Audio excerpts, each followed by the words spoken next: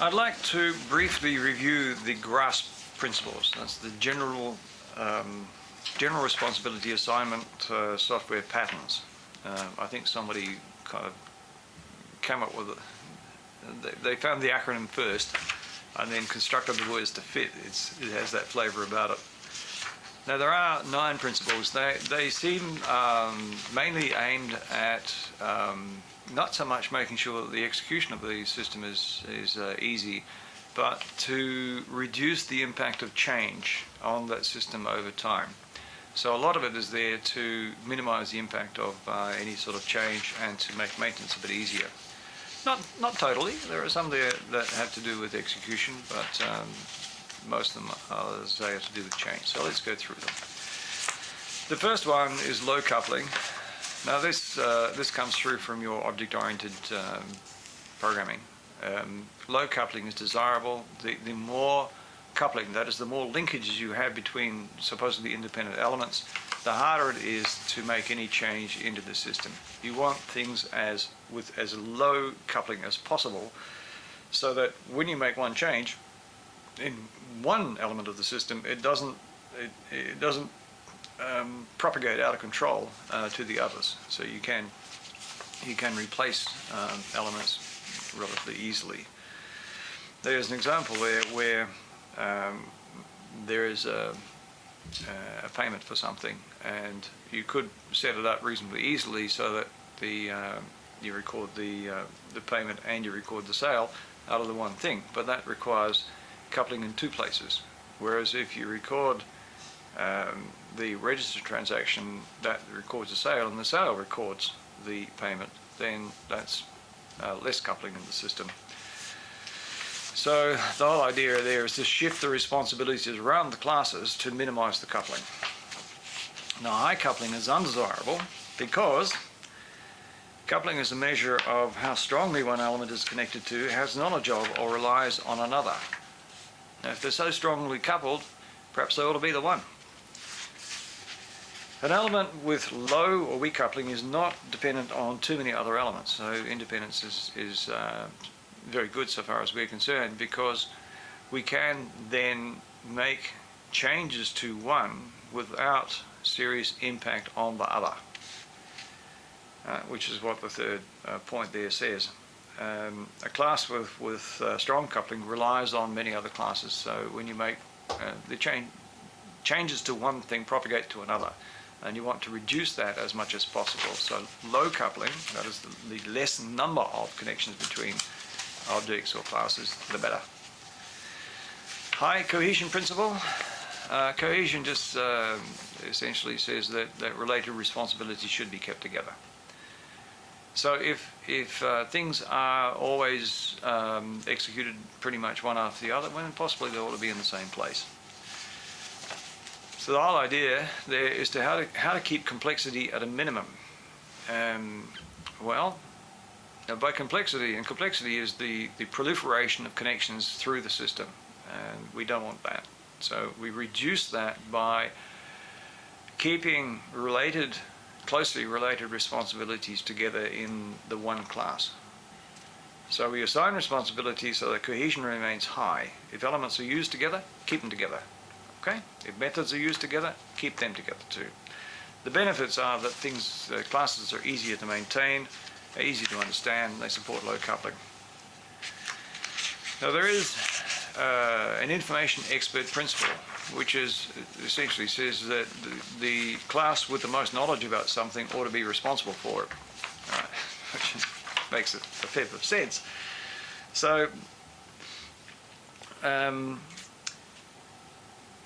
where you have a class that has a great deal of information about, for example, forming the total of something, if a class has knowledge of all the components to make up the total, then it should have the responsibility of calculating the total, which is not too hard. This is as opposed to putting it in a separate class that might have, might be the footer of the invoice or something of that nature. So the idea of the information expert is if a class has the most knowledge, or whoever has the most knowledge about something ought to be responsible for that something. The example I have there is to find a grand total of a sale. Well, the line items and the sum of the line items becomes the grand total, and the line items do have subtotals. So the class sale is the expert on this, because the class sale has most knowledge of all the subtotals of all the line items. It has most knowledge about the line items, and it's best placed to calculate the total. The creator principle, as was expressed in object-oriented work, there's a whole lot of classes going on. They're all over the place. But there comes to be a problem about who should actually create them. Now, where do they get created? When do they get created? Who is responsible for creating them? Well, that can be a bit of a problem. And the answer comes down to, well, whoever's closest, right? Which could vary depending on what do you mean by closest. So if A aggregates B, so A is actually an aggregation of B and C and D and all that sort of stuff, but A aggregates B, then A should create B. Right. Similarly, if A includes B, if it contains B, so B is a composition, or A is a composition of, among other things, B, or a whole number of B's. So A is responsible for creating B, not some transaction, A. If A records instances of B, right, so it keeps track of them, then possibly A ought to be considered as the one to create B. And if A closely uses B, then, all right, give the job to A. So it really comes down to, whoever's closest and whoever's the I guess the most logical place. Now your alternatives are to try and create the objects possibly on speculation. So if you have a request come in from a user interface that initiates a transaction, that transaction initiation could create all the classes that are likely to be involved in the transaction. But that would seem wasteful, because you're going to create classes that might not get used, and you may not get them all. So create only those that are necessary for the transaction at that stage, and then as new classes are needed, whoever needs them creates them. The controller principle. Now this problem comes out of the extension of what originally were two-tiered applications. We had a client-server. Now we are going back to the 1990s when the client-server was first initiated. And prior to that, you had a mainframe or a mini-computer, and you had dumb terminals. The terminal had no intelligence at all. But as PCs became cheaper and much more readily available, we had this case where the PC became a terminal into the mainframe computer, and of course the PC had a certain amount of intelligence, so it could do a certain amount of work. And there was things rattled around there for a while with thin clients and fat clients, and I think network computers which had all the intelligence but no storage and no installed programs. And there were a number of variations. But it was largely client-server, a two-tiered application. In time, the amount of work that was going on the server started to become a bit excessive, and the business logic was I'll turn it around the other way.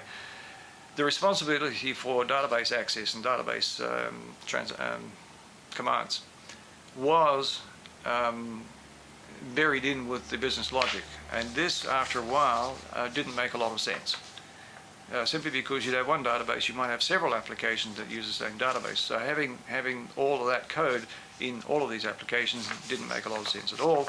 So we finished up with a three-tier system where we had one tier was looking after the database, one tier was looking after the business logic, and one tier was looking after the user front end, the client. Now the question is, who's in control? Who decides to shift transactions? Who makes decisions? You can't have three of them making decisions, because you get the same problem as you get in other circumstances where you can get a clash of decisions. You can get a control lockup, a deadlock, and you don't want to do that. So largely you need to designate a place that is in control and decide who is in control. And so now we have this controller principle that there should be one module somewhere that's the controller, and you assign responsibility for receiving and handling system event messages and taking overall control of the system. Now normally the controller should delegate to other objects the work that needs to get done. That is, the controller doesn't do all the work themselves. If it did, you'd finish up with a blob, or somebody put it, a God object, some huge object that does everything. And now we're back to mainframe procedural programming, and we don't want that. So the controller usually his job is only to control. It doesn't do the work. It passes the work off to other classes. Facade controllers are suitable when there's not too many system events, but use a controller. It's an alternative to consider when placing responsibilities in the facade controller leads to designs with low cohesion and high coupling. So it could well be that you sort of have to invent a controller. It's not required by the system itself or by the business model, but when you come down to the practicalities of implementing a system, you need a controller. Now, there is a principle of polymorphism that comes into assigning responsibilities. When you have polymorphic classes, you should put the responsibility for a method where it makes sense. So if the method doesn't vary according to the subtypes, then you keep it in the parent class. But if the method does vary according to the subtype, then you keep the method in the subtypes. Now, the example there is where you have a geometric shape and you have a method for calculating the area. Now, clearly the area, or the calculation of the area, is going to depend on the geometric shape. So it makes sense to have that method in the subtype. It may all be labeled get area, but polymorphism allows you to have the method in the different subtypes. So it's a reasonably good principle there. And there is this pure fabrication, and this is how to make classes work. It seems that computer systems will require some methods that are an artifact of the computer system itself. And you maybe have to fabricate a class just to have some place to put them. And that's a better idea than trying to arbitrarily put what amount to system responsibilities in with some class that really has nothing to do with it. So we have a fabrication principle as well.